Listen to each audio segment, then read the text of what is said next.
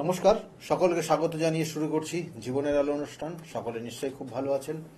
দেখুন, আমাদের এই যে 27টা নক্ষত্র, 12টা রাশি, 9টা গ্রহর সমন্বয়ে আমাদের জীবনযাপন চলে। এই যে আপনি যা করছেন সেটা জানবেন যে গ্রহ নক্ষত্রের কারণেই হচ্ছে। সেই জন্য নির্দিষ্ট গ্রহ নক্ষত্রের অবস্থানটাও কিন্তু আপনার জীবনে, আপনার জন্মছকে কোথায় রয়েছে তার পরিপ্রেক্ষিতে আপনাকে ফল দেয়। একটা খুব প্রচলিত কথা, আপনারা অনেকেই জানেন বা জ্যোতিষশাস্ত্রের সঙ্গে যুক্ত রয়েছে বা একটু ভালোবাসেন জ্যোতিষশাস্ত্র, তারা প্রত্যেকেই মোটামুটি জানেন যে মাঙ্গলিক দোষ বলে একটা দোষ হয় বা মাঙ্গলিক একটা যোগ হয় বা মাঙ্গলিকের একটা কানেকশন তৈরি হয়। সেটার জন্য জীবনে কোথায় কোথায় সমস্যা তৈরি হতে পারে। ম্যাক্সিমাম অনেকে জানেন হয়তো বিবাহিত জীবনের সমস্ত সমস্যা হয়, শুধু কিন্তু বিবাহিত জীবনের সমস্যায় আসে না। আমি আজকের আলোচনা করব যে এই মাঙ্গলিক দোষ বা মাঙ্গলিক থাকলে একটা জাতক জাতিকার তার কি কি জীবনের কি কি সময় আসতে পারে, সেটা কোন সময় কখন আসতে পারে, কি ধরনের দুর্যোগ আসতে পারে, না কোন কোন ধরনের কিছু শুভত্ব আসতে পারে, সেটা নিয়ে কিন্তু আজকের আলোচনা থাকবে। কারণ মাঙ্গলিক দোষটা আপনারা জানেন যে যদি লগ্নের সাপেক্ষে বা চন্দ্রের সাপেক্ষে, আবার অনেক ক্ষেত্রে শুক্রের সাপেক্ষে ধরা হয়, অনেক ক্ষেত্রে রবির সাপেক্ষেও ধরা হয়, এবং বিশেষ করে জন্মছকের লগ্নের সাপেক্ষে বিশেষ করে বেশি পাওয়ারফুল থাকে। তারপরে পাওয়ারফুল যে অ্যাক্টিভিটি নেয় সেটা হচ্ছে চন্দ্রের সাপেক্ষে। তাই এই মাঙ্গলিক অর্থাৎ লগ্নের সাপেক্ষে যদি লগ্নে বা চন্দ্রের সঙ্গে চন্দ্রে যদি মঙ্গল অবস্থান করে, বা কখনো কখনো সেই যেমন রবির সঙ্গে বললাম, অর্থাৎ ওই এক লগ্ন, তারপরে হচ্ছে চতুর্থ, সপ্তম, অষ্টম এবং দ্বাদশ, এই কটা জায়গায় যদি মঙ্গল গিয়ে অবস্থান করে আপনার জন্মছকের, এবং সেই মঙ্গল যদি নেগেটিভ ভাইব্রেশন কাজ করে স্বক্ষেত্রে, দেখা গেল যে অনেক সময় স্বক্ষেত্রে থাকলেও তার প্রভাব থাকে, কিন্তু অনেক সময় দেখা গেল নক্ষত্রগত কানেকশন পেলেও তার প্রভাব থাকে। তাই এই কানেকশন পেলে এইগুলো জানবেন যে সেই সকল জাতক জাতিকাদের মাঙ্গলিক একটা প্রভাব তৈরি হলো। কতটা ভালো দেবে কতটা খারাপ দেবে সেটা জন্মছকের ওই ডিগ্রিগত কানেকশনের উপর ডিপেন্ড করবে।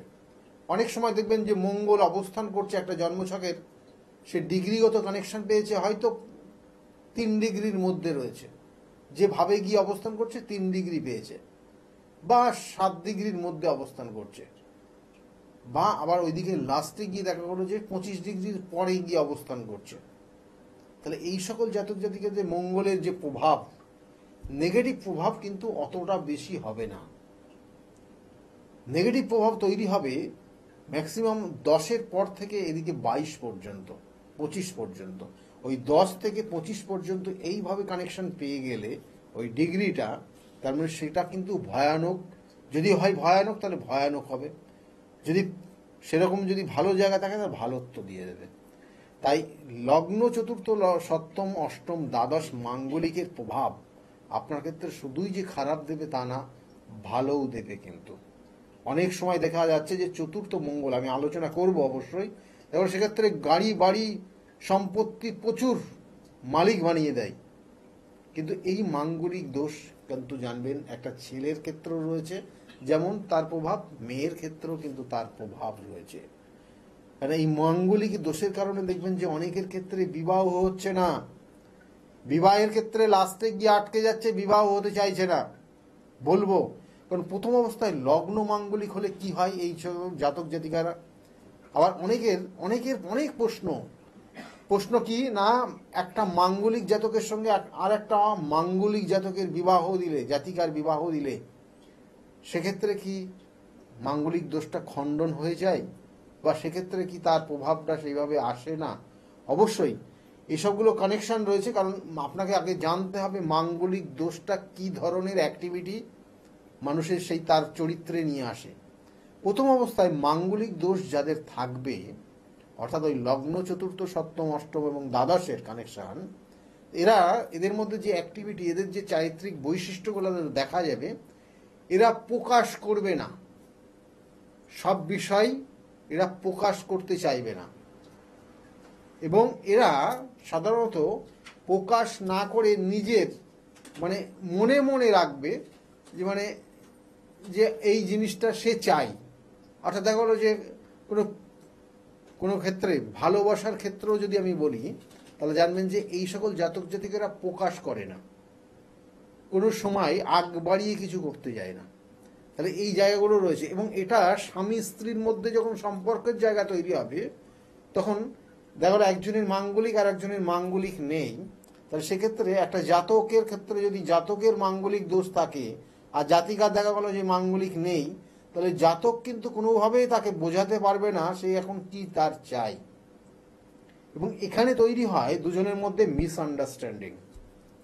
এবং এই মিসআন্ডারস্ট্যান্ডিং একটা সময় আস্তে আস্তে আস্তে আস্তে ধীরে ধীরে ধীরে ধীরে বর্তমান সমাজ ব্যবস্থা, যেটা আগে হয়তো ছিল না এতটা, আজ থেকে আপনি 30 বছর পিছিয়ে যান, তখন কিন্তু দেখবেন যে এত ডিভোর্সের জায়গা ছিল না, কিন্তু ডিভোর্স কিন্তু খুব কম সংখ্যায় হতো, কারণ তখন এত রকমের যে সাংঘাতিক যে পরিস্থিতি, এবং তার সঙ্গে সঙ্গে বলবে মেয়েদের যে স্বাধীনতার জায়গা, সেটা কিন্তু অনেকটা কম ছিল বিগত 30 বছর আগে।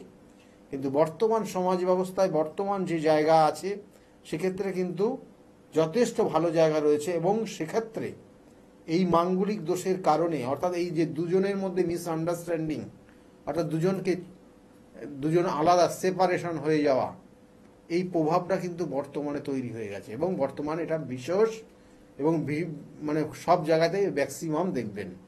কারণ এটাই হয়, কারণ একজন মাঙ্গলিক আর একজনের অমাঙ্গলিক, তারা তাদের দুজনের কিন্তু মনের বিষয়টা বোঝাতে পারে না, এবং সেখানেই হয় ডিটাচমেন্ট, সেখানে থেকেই হয় দুজনের মধ্যে ডিভোর্সের জায়গা। তাহলে এটা হচ্ছে মাঙ্গলিকের দোষের কারণ, এবং মাঙ্গলিক আর অমাঙ্গলিকের বিষয় আমি মেন যে পয়েন্টটা আপনাদেরকে বললাম, এইটা যদি আপনারা মাথায় রাখতে পারেন এবং সেই অনুযায়ী আপনারা যদি চলতে পারেন, তাহলে আমি বলবো যে অনেকটা আপনি ভালো থাকতে পারবেন। কারণ মাঙ্গলিক দোষ, অনেকের প্রশ্ন, মাঙ্গলিক দোষটা কখন প্রতিকার প্রতিবিধান করলে ভালো হয়।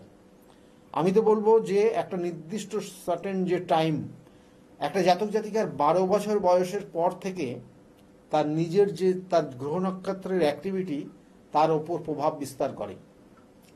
গ্রহ নক্ষত্রের অ্যাক্টিভিটি, গ্রহ নক্ষত্রের কানেকশন তার 12 বছরের আগ পর্যন্ত তার বাবা মায়ের ওপর প্রভাব বিস্তার করে। ওই 12 বছরের আগে যদি কোনো রকমের কারো সাড়ে সাতির প্রভাবও চলে, বা কোনো রকমের কোনো সমস্যার জায়গা চলে, তাহলে সেগুলো তার এফেক্টগুলো তার বাবা মায়ের ওপর চলে যায়।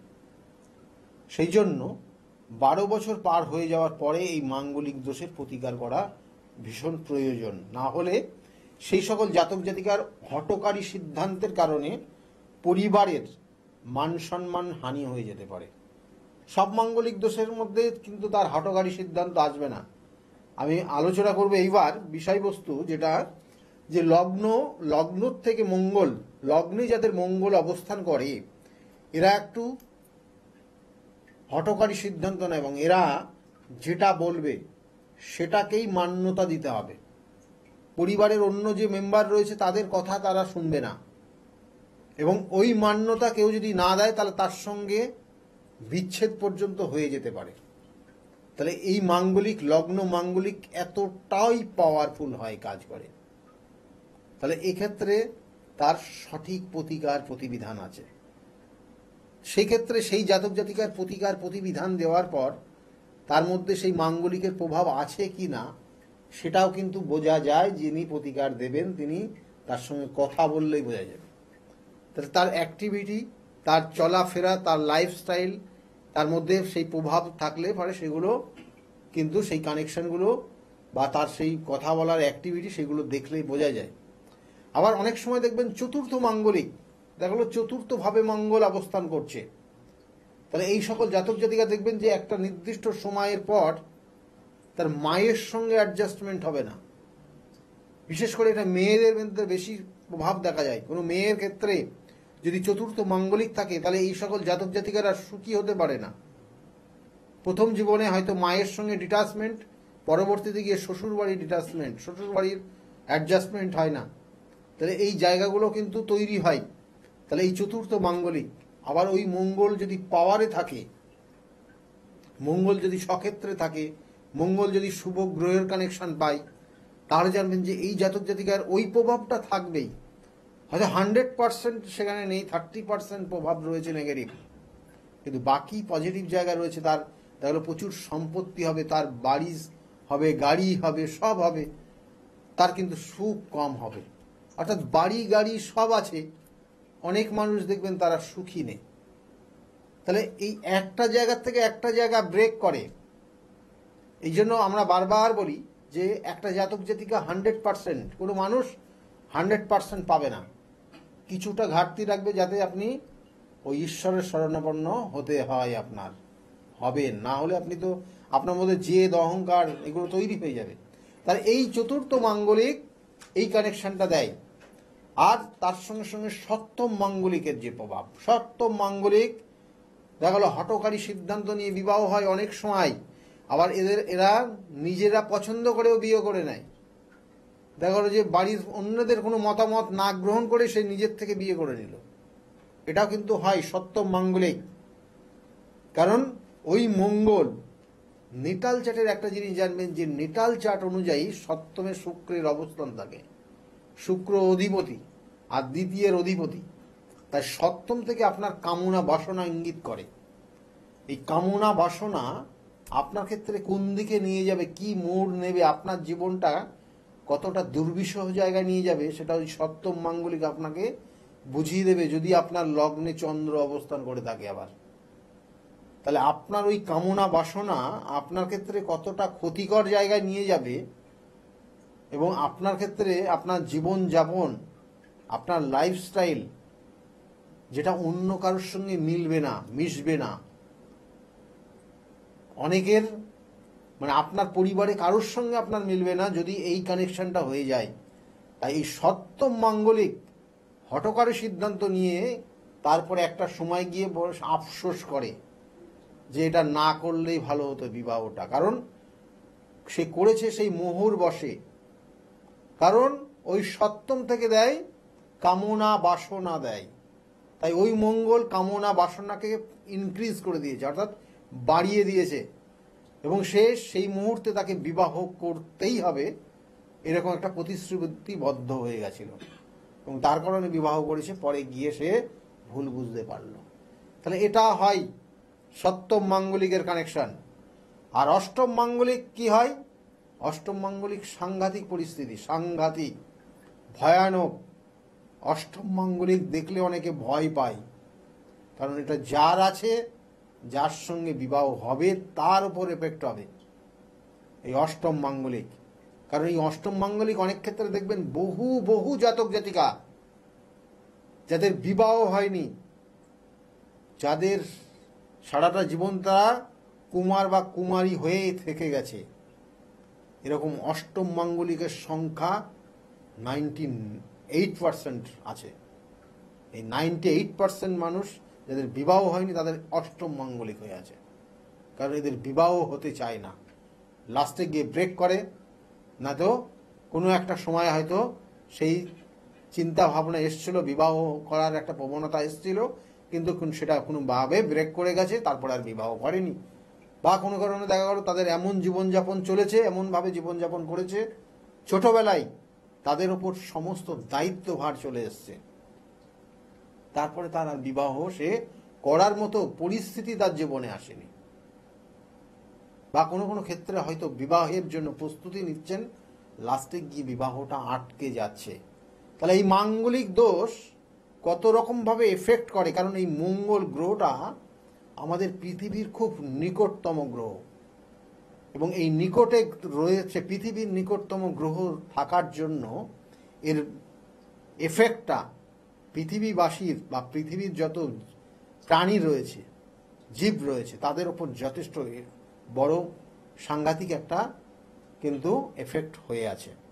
সেই জন্য এর যে ভালো দিক বলুন বা এর খারাপ দিক বলুন, ডিরেক্টলি সেটা জীবের ওপর পড়ে বা প্রাণীর ওপর পড়ছে, এবং সেটা সেইভাবে আমরা দেখতে পাই। সেই জন্য মানুষ দেখবেন হঠাৎ করে রেগে যায়, কোনো কিছু নেই, বাড়িতে আসলো রৌদ্রের থেকে, হয়তো মাথায় একটু সূর্যের আলো পড়েছে এবং খালি আকাশের নিচ দিয়ে এসছে, বাড়িতে আসার পরে হঠাৎ করে রেগে গেল, সাংঘাতিকরা।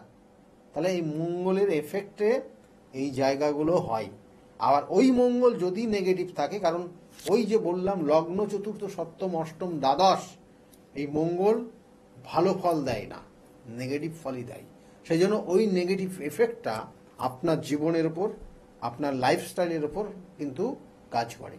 সেজন্য অষ্টম মাঙ্গলিক যাদের আছে তাদের অবশ্যই তার সঠিক প্রতিকার প্রতিবিধান, প্রত্যেকটা মাঙ্গলিক দোষের প্রতিকার প্রতিবিধান নির্দিষ্ট সময়ে করা উচিত। অবশ্যই বিবাহের আগে কিন্তু মঙ্গল এর মাঙ্গলিক প্রতিকার অবশ্যই করবেন, না হলে কিন্তু বৈবাহিক জীবন হয়তো দেখা গেল অনেকের ক্ষেত্রে, একদম লিখে নিন, কারণ প্রত্যেকটা কিন্তু রিসার্চ করা, প্রত্যেকটা পয়েন্ট যেটা বলবো সেটা একদম মিলিয়ে দেখে নেবেন। এবং এই এফেক্টগুলো সাধারণত মাঙ্গলিক দোষের এফেক্ট আপনার জীবনে আসবে 7 বছরের মাথায়, কোনো কোনো ক্ষেত্রে 3 বছরের মাথায়, কোনো কোনো ক্ষেত্রে 3 মাসের মাথায়, কোনো কোনো ক্ষেত্রে 1 মাসের মাথায়, কোনো কোনো ক্ষেত্রে দেখবেন যে ঠিক 9 বছরের মাথায়, কোনো কোনো ক্ষেত্রে দেখবেন যে 15 বছরের মাথায় এফেক্ট করবে, সাংঘাতিক এফেক্ট হবে এবং একটা জীবনটা, আপনার সংসারটা তছনছ করে ছন্নছাড়া করে দিয়ে চলে যাবে। তাহলে এই জায়গাগুলো যদি থাকে, অর্থাৎ আপনি জানেন না বিবাহ হয়ে গেছে, তারও প্রতিকার প্রতিবিধান আছে, তার সঠিক প্রতিকার প্রতিবিধান নিয়ে সঠিক গাইডলাইন নিয়ে চলুন। কারণ মাঙ্গলিক দোষটা আপনার জন্মছকের জন্মগত কানেকশন, তার প্রতিকার প্রতিবিধান এবং গাইডলাইন মেনে চলা উচিত। আপনার একটা নির্দিষ্ট ক্রিয়ার মধ্যে দিয়ে আপনি আপনার জীবনকে পরিচালনা করবেন, তাতে আপনি আপনার এই দোষ থেকে আপনি ভালো থাকতে পারবেন, দোষ থেকে আপনি দোষের কবল থেকে বেরিয়ে যেতে পারবেন। আপনি শুধু একটা আংটি ধারণ করলেন, আপনি কবচ ধারণ করে নিলেন, আপনার প্রতিকার প্রতিবিধান হয়ে গেল, আপনি একদম মাঙ্গলিক দোষ থেকে মুক্ত হয়ে গেলেন, এটা হয় না। প্রতিকার রয়েছে অবশ্যই, শাস্ত্রীয় প্রতিকার প্রতিবিধান মেনে সেই অনুযায়ী প্রতিকার করার পর কবচ ধারণ করলেও নির্দিষ্ট ক্রিয়া রয়েছে যেটা করতে হবে আপনাকে, না করলে তার এফেক্ট আপনি পাবেন না। কারণ আপনি ওটা জন্মগ্রহণের পর, জন্মগ্রহণের সময় নিয়ে এসছেন, তাহলে সেখান থেকে আপনাকে মুক্ত করতে হবে এবং সেটা আপনাকেও কিছু করণ ক্রিয়া রয়েছে, সেটা করলেই আপনি সেখান থেকে বেরিয়ে আসতে পারবেন। অনেকের জন্মছকের দ্বাদশ মাঙ্গলিক রয়েছে, দ্বাদশ মাঙ্গলিক, দ্বাদশ ভাব, অর্থাৎ এই 12টা ভাবের শেষ ভাব, এটা হচ্ছে দ্বাদশ ভাব। এই দ্বাদশ ভাব থেকে আমাদের মোক্ষ লাভ হয়, মোক্ষ লাভ। এই মোক্ষ লাভে তার বাধা হয়ে যাবে মঙ্গল।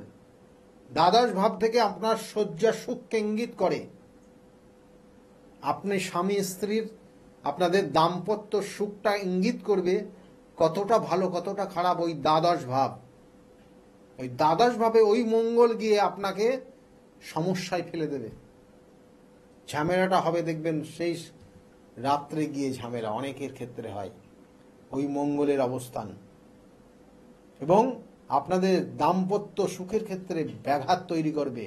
কখনো কখনো তৃতীয় ব্যক্তির এন্ট্রি নিয়ে নেবে আপনাদের জীবনে ওই দ্বাদশ মাঙ্গলিক। তাই ওই মাঙ্গলিকের প্রতিকার কিন্তু যথাযথ সঠিক বিচারের মাধ্যমেই করতে হবে। যদি না হয় তাহলে তার প্রভাব আপনি পাবেন না। এবং এই মঙ্গলের যে নেগেটিভ এফেক্ট দেখবেন, অনেক জাতক জাতিকার দেখবেন যে পড়াশোনায় সে সব জানে, তার মধ্যে এমন কিছু চিন্তা ভাবনা চলবে সে আমি সবই জানি, এই বিষয়গুলো আমার কিছু বোঝানোর নেই। তারপরে দেখবেন লাস্টে গিয়ে যখন এক্সাম পরীক্ষা দিতে গেছে সে তখন সব ভুলে গেছে, কিছুই সে জানে না, কারণ সে তো পড়েনি, সে তো কিছুই জানে না, সে তো স্টাডিই করেনি, কিন্তু সে মনে মনে ভেবেছিল যে আমি সব জানি, এই তো এই ব্যাপার একবার পড়েছিল তারপরেই, কিন্তু সেটাকে নিজের মধ্যে যে তৈরি করতে হয় মনে মনে সেইভাবে, সেটা সে জানেই না, সেটা করেই নি।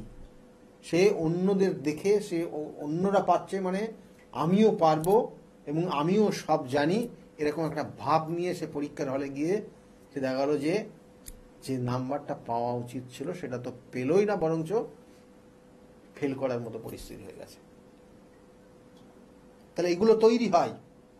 এবং এরাও দেখবেন যে অনেক সময় এদের মধ্যে একটা অহংকার বোধ কাজ করে ভীষণভাবে, এবং এই অহংকার জেদ এদের পতনের কারণ নিয়ে যায়।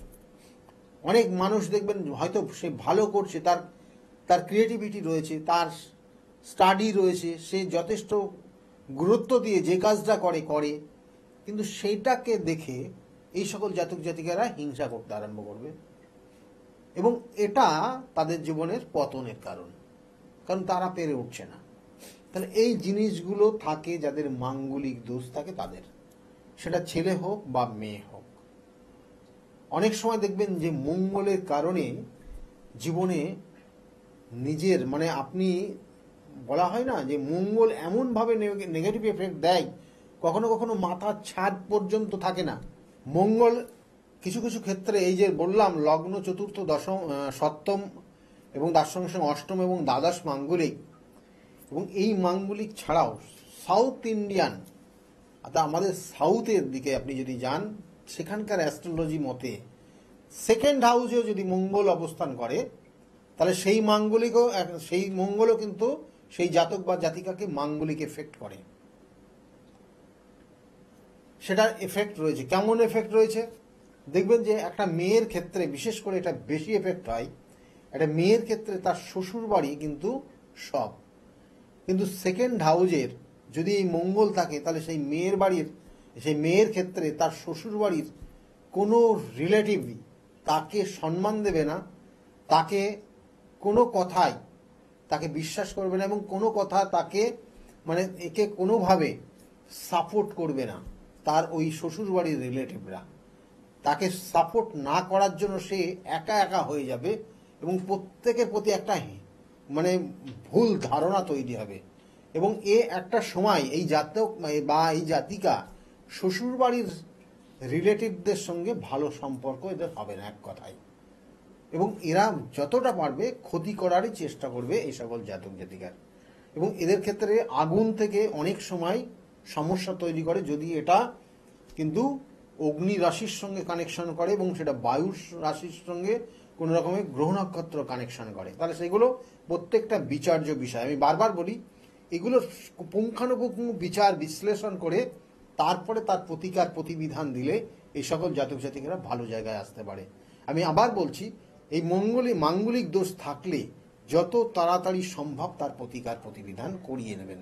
অবশ্য বিবাহের আগে তো অবশ্যই, এবং যদি যারা বিবাহ হয়ে গেছে জানেন না তাদের পদ্ধতি অর্থাৎ এই প্রতিকারের পদ্ধতি আলাদা হয়, বিবাহের আগের প্রতিকার পদ্ধতি আলাদা হয়। প্রত্যেকটা দৈবিক প্রতিকার প্রতিবিধান রয়েছে।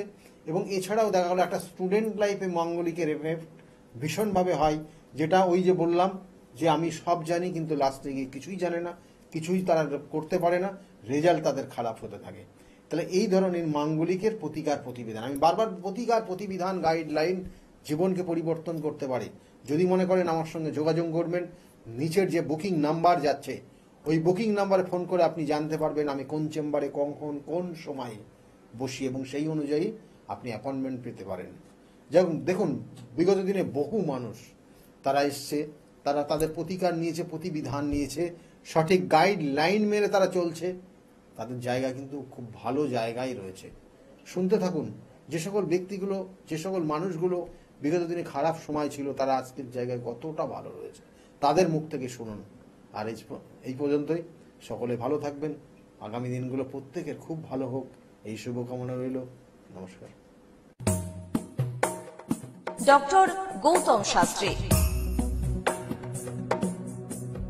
আর 5 জন অ্যাস্ট্রোলজারের থেকে কেন তিনি আলাদা? স্বাভাবিকভাবে আপনাদের মনে এই প্রশ্ন আসতেই পারে।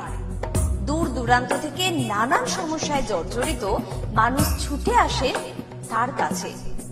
গ্রহদোষ হোক কিংবা কাল সর্পদোষ, অথবা ধরুন মাঙ্গলিক দোষ কিংবা অন্য যে কোনো সমস্যা, তারা জানেন সব সমস্যা স্থায়ী সমাধানে এক এবং অদ্বিতীয় ডক্টর গৌতম শাস্ত্রী। চলুন আজ আপনাদের সাথে পরিচয় করিয়ে দিই এমন কিছু মানুষের এবং শুনে নি তাদের কথা। আমার বাবা 2021 সালে প্রথমবার স্যারের কাছে আসেন, আর মানে বাবার ব্যাপারে যে যে প্রেডিকশন গুলো করা হয় মানে প্রত্যেকটা প্রেডিকশন প্রচন্ড অ্যাকিউরেট ছিল। তারপরে তো বাবার বিভিন্ন কাজে মানে স্যার হেল্প করেছেন, যেগুলোতে রেমিডি দিয়ে প্রত্যেকটা কাজই তারপর মানে খুব আমরা ফলো পেয়েছিলাম। তারপর মা আমায় নিয়ে আসে। আমার ব্যাপারেও স্যার যে প্রত্যেকটা প্রেডিকশন করে প্রত্যেকটাই এতটাই অ্যাকিউরেট ছিল, মানে অনেকটা অবাক করার মতোই অ্যাকিউরেট ছিল। আর মানে মনে হয়েছিল আরো আগে আসলেই ভালো হতো, আরো অনেক কিছু বেটার হতে পারতো, কিন্তু তারপরে যখন রেমেডি নেওয়ার পরে আর প্রচন্ড অনেক রকম ফল পেয়েছি। আমি, আমার মা, আমার বাড়িরও সবাই এসেছে, আর মানে সবাই অনেক ভালো ফল পেয়েছি। আর মানে স্যার শুধুমাত্র ফলের দিক থেকেই না, এখানে এসে পুজো দিয়ে স্যারের ব্যবহারও খুব ভালো। আর মানে প্রত্যেকটা জিনিসের ক্ষেত্রে তিনি মানে খুব অ্যাটেন্টিভ, খুব ভালোভাবে শোনেন, প্রত্যেকটা জিনিসের সেভাবেই সলিউশন দেয়। তো আমি এসে তো খুব ভালো ফল পেয়েছি। আপনারা যদি দেখে থাকেন, আসবেন, মানে অবশ্যই ফল পাবেন। অনুপ চন্দ্র, আমি ডক্টর গৌতম শাস্ত্রী স্যারের সাথে বিগত 6 বছর ধরে মানে যোগাযোগে আছি। আমি যখন কলেজে স্টুডেন্ট ছিলাম তখন থেকে স্যারের কাছে কনসালটেশন নেই। পড়াশোনাতে ওনার গাইডেন্সের মাধ্যমে আমি বিটেক কমপ্লিট করি, তারপরে আরো কিছু পড়াশোনা করছি এখন। সাথে সাথে ক্যারিয়ারে ওনার প্রচুর গাইডেন্স পেয়েছি। ওনার গাইডেন্সের মতো আমি এখন একসাথে 3খানা ব্যবসা প্যারালালি রান করছি। 3টেই কিন্তু ইন্ডিয়ার বাইরে, নট অনলি ইন ইন্ডিয়া, 3টে ইন্ডিয়ার বাইরে। এখন একটা ছোট অ্যাচিভ করেছি। রিসেন্টলি আমি একটা গাড়ি কিনেছি, যেটা Volkswagen company, 25 lakhs and above এর। পরবর্তীকালে বেশ কয়েকটা গোল আছে। স্যারের গাইডেন্সের মাধ্যমে সেই গোলসের উপরে আমি টাইম টু টাইম কাজ করছি। ওনার কনসালটেন্সিটা এতটাই ভালো কি আপনাকে উনি মান্থ টু মান্থ বলতে পারেন কি কোন সময়ে আপনি কিভাবে রিয়েক্ট করবেন, কিভাবে এক্সিকিউট করবেন নিজের কাজ। যদি আপনি সেই কাজগুলো সেই ওনার কথা অনুযায়ী আপনি যদি এক্সিকিউট করেন, ডেফিনেটলি আপনার গোলটাও টাইম মতো কমপ্লিট হবে। আর আমি সবাইকে এটাই বলবো, যদি আপনারা বিশ্বাস করে আসেন তবেই কিন্তু হবে। যদি বিশ্বাস থাকবে না থাকে তাহলে কিন্তু কোনো কিছু হবে না। আপনাকে সেই বিশ্বাসটা রাখতে হবে। নমস্কার, আমি শ্রাবণী দাস, আমি হালিশহর থেকে আসছি। স্যারের এখানে আমি খুব বেশি দিন আসছি না, তবে আমার ফ্যামিলির অনেককে নিয়ে আমি এখানে এসেছি। এখানে এসে স্যারের কাছ থেকে আমি অনেকভাবে উপকৃত হয়েছি। যেমন আমার এক কাজিন, ওর অফিসের কোনো প্রবলেম হচ্ছিল, ও কোনোভাবে সিটি হচ্ছিল না অফিসের কোনো কাজের। স্যার বলেছিলেন যে ও পুরনো যেখানে কাজ করছে সেখান থেকেই ওর কাজ, আবার ওখান থেকে ওকে ডাকবে এবং সেখানেই ওর স্থিতি হবে। সেটাই হয়েছে। আবার আমার আরেক রিলেটিভের গাইনিক কোনো প্রবলেম হচ্ছিল, সেই প্রবলেমও উনি যা বলেছিলেন যে সেই প্রবলেম ঠিক হয়ে যাবে, সেই প্রবলেম ঠিক হয়ে আমাদের ফ্যামিলিতে এখন নতুন একজন মেম্বার আসছেন। এই জন্য আমরা খুব খুশি। ওনার কাছ থেকে এসে, ওনার কাছে এসে আমরা নানাভাবে অনেকভাবে উপকৃত হচ্ছি। স্যারের কাছে আমি 2019 সাল থেকে আসছি। তো আমি স্যারের কাছে এসে আমি স্যারের যা প্রেডিকশন ছিল সবগুলোই মিলে গেছে এবং হুবহু আমার কিছু না বলার আগেই উনি সবকিছু বলে দিয়েছিলেন। তাই জন্য আমি ফল পেয়েছি বলে আমি ওনার কাছে এত দূর কাঁচরাপাড়াতে এসেছি। দাদার কাছে এসে আমি আমার নিজের সংসারের যা দায়িত্ব ছিল, অসুবিধা ছিল, সেই সবগুলোও আমি পেয়েছি। কি কাজকর্ম ছিল না, সেই সব কাজকর্মগুলোও আমি নিজের হাতে পেয়েছি, সব কিছু পেয়েছি। যেখান থেকে যা আমি ঋণ করেছিলাম সেগুলোও আমি আর শোধ করতে পেরেছি। নিজেকে অনেক সংসার থেকে আমি মুক্ত হতে পেরেছি সব কিছু করে। আমি গৌতম শাস্ত্রীকে দেখে, টিভির পর্দায় দেখে তার নর্মতা, ভদ্রতা আমার খুব মনে লেগে গেল। তখন তাকে খুঁজতে খুঁজতে তার কাছে আসি, কিন্তু অনেক জ্যোতিষী দেখেছি টিভি পর্দায়, আমার মনের মতো হয়, কিন্তু ওনার ভাষা সবকিছু আমার খুব ভালো লাগে। ওই জন্য ওনার কাছে এসে আমি অনেক উপকৃত। আমার দেহের এবং মনের শান্তি, অনেক কিছু আমার নিজের জনদের, ছেলে মেয়ে, নাতনিদের জন্য অনেক সমস্যা উনি সমাধান করে দিয়েছে। আমার এক নাতনির 16 বছর বাচ্চা হয় না, তাকে পর্যন্ত এনে দেখালাম, তার কোলেও বাচ্চা দিয়েছে। এর থেকে আনন্দ আমার আর কি আছে? তার কোনো চাহিদা নেই, কোনো চাহিদা নেই, দিলেই কি না দিলেই কি, কোনো চাহিদা নেই। আপনারা একবার এসে যোগাযোগ করেন। কামাখ্যা মা তারা মা গৌতম শাস্ত্রী তাদেরই একজন ভক্ত। তাদের সাধনার ফলে আজকে আমাদের প্রত্যেকের কাছে পৌঁছিয়ে দিচ্ছে সেই শান্তির সাহারা। যে যেখানে আছেন, আপনারা যারা আছেননি তারাও এসে তার সঙ্গে দেখা করুন, যোগাযোগ করুন। আপনাদের সমস্যা সমাধান হবে ও শান্তি পাবেন। আমি তো খুব ভালোবাসি, অন্তর থেকে ভালোবাসি, কেন আমি তো উপস্থিত। ভারতবর্ষময়ী তার নামে যেন ছড়িয়ে পড়ে আমার এই প্রার্থনা। আপনার নাম কি? আমার নাম পলি দাস। আপনি কবে থেকে আসছেন? আমি 4 বছর হয়ে গেল এখানে আসছি। আচ্ছা, আপনি যে এতদিন ধরে আসছেন, আপনি কোনো কাজ পেয়েছেন? অবশ্যই। হ্যাঁ, প্রথমে আমার মেয়েকে আমি পড়াশোনার ব্যাপারে, ওর যাতে পড়াশোনায় মন আসে এইসব ব্যাপারের জন্য এসেছিলাম। আস্তে আস্তে দেখলাম আমার মেয়ের অনেক ইমপ্রুভ হচ্ছে। তারপর আমি সবাইকে, আমার আশেপাশে বন্ধু বান্ধব আত্মীয় স্বজন যে আছে সবাইকে বললাম যে দেখো আমার মেয়ে অনেক চেঞ্জ হচ্ছে, মানে ও খুব দুষ্টু ছিল, পড়ায় মন বসতো না, সেগুলো হয়েছে। তারপর থেকে বন্ধু বান্ধব সবাইকে বললাম, সবাই আসলো, সবাই খুব আনন্দ, সবাই খুব খুশি, আমিও তো ভীষণ খুশি। আমার আচ্ছা, আজকের ডেটে দাঁড়িয়ে অ্যাস্ট্রোলজার ডক্টর গৌতম শাস্ত্রীর কাছ থেকে যে আপনি যে স্যাটিসফাই হয়েছেন, তা কতটা আপনি স্যাটিসফাই হয়েছেন? হ্যাঁ, আমি তো মানে সত্যিকারেরই মন থেকে বলছি, মানে পুরোটাই আমি আমার মানে যতটা আমি চেয়েছিলাম, বেশি তো মানে কম বললে ভুল হবে, বেশি হয়েছে, বরং আমার আনন্দের জায়গাটা এতটাই বেশি হয়ে গেছে। তার মানে আপনি পুরোপুরি স্যাটিসফাই, তাই তো? আমার নাম রাকেশ মন্ডল, গ্রাম ডবলকোটা। এই দাদার কাছে এসেছিলাম, অনেক প্রবলেম ছিল, সেই প্রবলেম কিছুটা সলভ হচ্ছে এবং হবে। এই অমাবস্যার দিন এই যজ্ঞ হচ্ছে, অনেক দূর দূর থেকে মানুষজন আসছে, কাজ হচ্ছে বলে সবাই তো আসছে, আমিও এসছি, আবারও আসবো। নমস্কার, আমি জয়িতা গুহ। আমি গত এপ্রিল মাস থেকে খুব সমস্যায় পড়েছিলাম। আমার কাজের দিক থেকে সমস্যা ছিল, বসের সাথে এবং পারিপার্শ্বিক আমার যে কলিগরা ছিল তাদের সাথে খুবই সমস্যা জড়িত হয়েছিলাম। তো তারপরে সেই কাজটা আমি আর অবশেষে টিকিয়ে রাখতে পারিনি, সেটা আমাকে বাধ্য হয়েছিলাম আমি সেটা ছেড়ে দিতে। তারপরে একটা খুব আর্থিক দিক থেকে খুব ভেঙে পড়েছিলাম। তো সেই সমস্যায় জর্জরিত হয়ে বুঝতে পারছিলাম না কি করব। তো হঠাৎ একদিন টিভিতে প্রোগ্রাম দেখি ডক্টর গৌতম শাস্ত্রী, ওনার কথাবার্তা, ওনার যে উপাচারগুলো রয়েছে, যেগুলো উনি বলেন প্রতিকার, সেগুলো শুনে আমার খুব ভালো লেগেছিল। তো ওনার সাথে এসে দেখা করি, আমার সমস্ত কথাবার্তা ওনার সাথে শেয়ার করি, প্রবলেমগুলো। তারপর উনি আমাকে দেখে আমাকে কিছু বলেন আমার ব্যাপারে, তো সেগুলো একদম হুবহু মিলে যায়।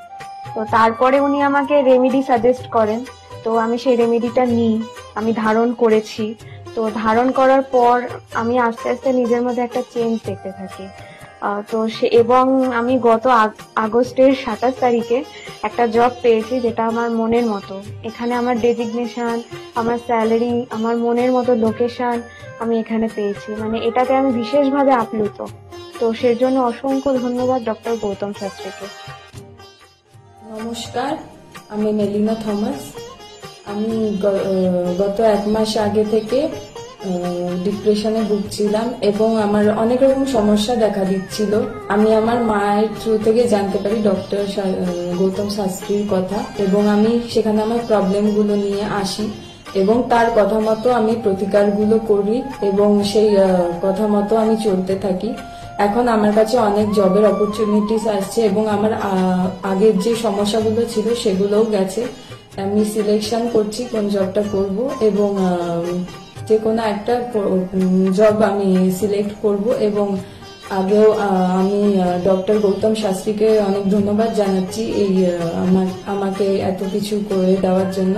এবং আপনারা চাইলে আপনারাও আসতে পারেন নিজেদের অসুবিধা নিয়ে এবং তার কাছে এসে সমস্যাগুলোর সমাধান করতে পারেন। আপনারা যদি তার কথা মতো চলেন, আপনারাও আমার মতো ভালো ফল পেতে পারেন।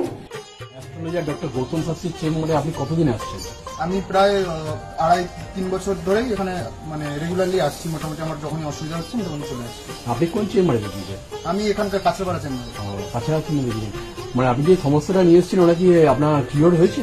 হ্যাঁ, আমি প্রথমে যে সমস্যাটা পড়াশোনার সমস্যা নিয়ে প্রবলেমে পড়ে ওনার কাছে এসেছিলাম, তা মোটামুটি আমার যত দিন যাচ্ছে ইমপ্রুভ হচ্ছে আস্তে আস্তে। না আপনার কাজ এটারই মধ্যে এসেছেন, তাই তো? আমি হালিশহর থেকে এসেছি। ধরো আমার নাম তো মলিনা ঘোষ, কিন্তু তোমার কি হয়েছে বলো তো, আমি দাদার কাছে অনেক বছর ধরে মানে কয়েক বছর ধরে ভালো এসেছি। আমি অনেক বিপদে পড়েছিলাম তো, তখন আমি এক টিভি চ্যানেলে দেখে সবাই কিন্তু প্রোগ্রাম দেখে, সব সিরিয়াল দেখে, সবকিছু দেখে, কিন্তু আমি ওই সিরিয়াল সবকিছু ছেড়ে আমার এমন বিপদ হয়েছিল, আমি শুধু টিভির কাছে বসে শুধু এই শাস্তি চ্যানেলগুলো দেখে দেখে আমি মনে ভাবতাম আমি কাকে মনের মতন পাবো।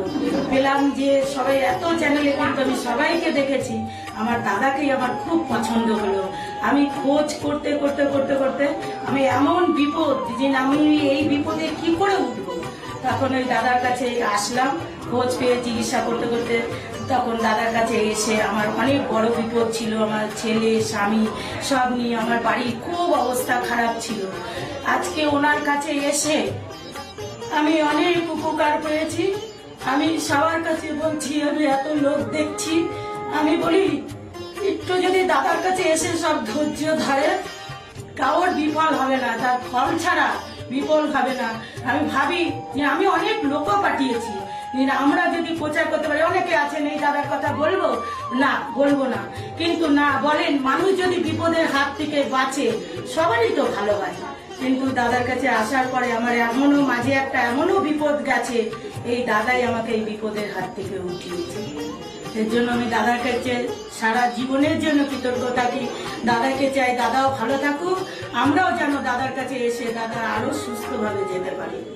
শুনলেন তো, এনাদের প্রত্যেকের আশা, ভরসা এবং বিশ্বাসের একটাই নাম, ডক্টর গৌতম শাস্ত্রী, যার সম্পর্কে আমরা এত কিছু শুনলাম। চলুন এবার দেখে নিই তিনি কি বলছেন। আজকের যে ফিডব্যাক আপনারা পাচ্ছেন, এগুলো কিন্তু আমার সবটাই আমার গুরুদেবের আশীর্বাদ। কারণ গুরুদেব আমাদেরকে একটা জিনিসই বলেছিলেন যে যেভাবেই হোক মানুষকে উপকার করলে তোমার কিন্তু আগামী দিনে দেখবে তোমার মানুষ কিন্তু তোমার পাশে এসে দাঁড়াবে। এবং সেইভাবেই আমি কিন্তু যেভাবে সকলের উপকার বা আমি যতটা কাজ করছি সকলে উপকৃত হচ্ছে, এবং এর জন্য আমিও কিন্তু খুব আনন্দ পাই যখন তারা বলে যে না দাদা, আমি আপনার এই কারণে এই জন্য এসেছিলাম, এই কাজটা আমি পেয়ে গেছি। সুতরাং আমিও চাই যে এইভাবে মানুষের পাশে থেকে মানুষকে সহযোগিতা করে মানুষকে আরো ভালো জায়গায় পৌঁছে দেওয়া। যাদের খুব দুঃখের মধ্যে, কষ্টের মধ্যে আছে, তাদেরকে কিছুটা গাইড করে তারা যদি আরো ভালো জায়গায় যেতে পারি এবং ভালো জায়গায় তাদেরকে যদি নিয়ে যেতে পারি, এটাই হচ্ছে আমার মেন উদ্দেশ্য। অর্থাৎ তারা যদি আরো ভালো জায়গায় যেতে পারে, সেখান থেকে যে আনন্দ উপভোগ করতে পারবো আমি, সেটা কিন্তু চিরস্থায়ী থেকে যাবে। তাহলে আর দেরি কেন, চটপট ফোন করুন 9836410969 অথবা 8335805241 এই নাম্বারে। শুধুমাত্র একটি ফোন, যা পাল্টে দিতে পারে আপনার গোটা জীবন। জ্যোতিষবিদ, বাস্তুবিদ, হস্তরেখা বিশারদ ও spiritual guide doctor Gautam Shastri.